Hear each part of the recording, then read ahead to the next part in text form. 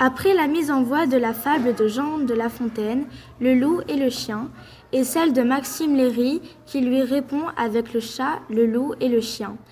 La classe de 3e de Victor Hugo a écrit à son tour 2 fables pour dénoncer le harcèlement.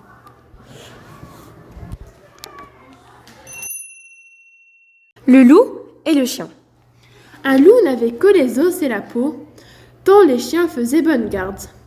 Ce loup rencontre un dogue aussi puissant que beau, gras, poli, qui s'était fourvoyé par mégarde. L'attaquer, le mettre en quartier, Sire Loup lui fait volontiers. Mais il fallait livrer bataille, et le matin était de taille à se défendre hardiment. Le loup donc l'aborde humblement, entre en propos et lui fait compliment sur son embonpoint qu'il admire. Il ne tiendra qu'à vous, beau sire, d'être aussi gras que moi. Quittez les bois, vous ferez bien. Vos pareils y sont misérables, cancres, erres et pauvres diables, dont la condition est de mourir de faim. Car quoi? Rien d'assuré. Pointe de franche lipée, tout à la pointe de l'épée. Suivez-moi, vous aurez un bien meilleur destin. Le loup reprit. Et que me faudra-t-il faire? Presque rien. Donnez la chasse aux gens, portant bâton et mendiant. Flattez ceux du logis à son maître complaire. Moyennant quoi, votre salaire sera force relief de toutes les façons. Os de poulet, os de pigeon, sans parler de maintes caresses. Le loup déjà se forge une félicité qui le fait pleurer de tendresse. Chemin faisant, il vit le col du chien pelé. Qu'est cela? Rien, Quoi? Rien? peu de choses. Mais encore?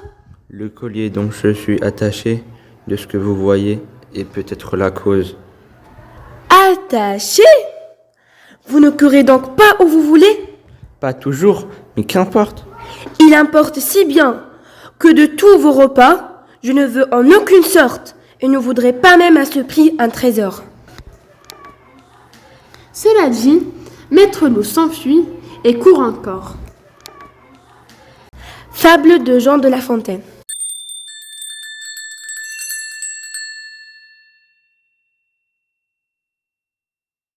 Le chat, le loup et le chien. Le loup hurlait. Vive la liberté! Elle est mon plus bel apanage. Et le chien répondait. J'accepte l'esclavage pour prix de ma sécurité. Le chat les écoutait, caché dans le feuillage. Il leur dit à mi-voix.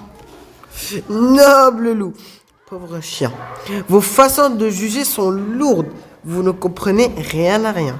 En un mot, vous êtes 2 gourdes. Songez que moi, le chat, j'ai trouvé le moyen de garder mon indépendance et de vivre avec l'homme en bonne intelligence. Il me sert mes repas, il m'apporte mon lait. Si j'autorise une caresse, je reste indifférent, lointain. Pas de bassesse, je suis un chat, non un valet. C'est merveilleux! Pensa le loup. En somme, le serviteur du chat, c'est l'homme. Fable de Maxime Léry, extrait Les animaux sauvages en poésie.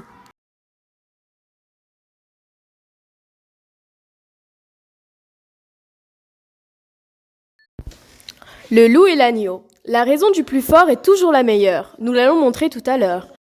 Un agneau se désaltérait dans le courant du nom de Pur. Un loup survient à jeun, qui cherchait aventure et que la faim en ces lieux attirait. Qui, durant ces hardis de troubler mon breuvage, Dit cet animal plein de rage. je serai châtié de ta témérité.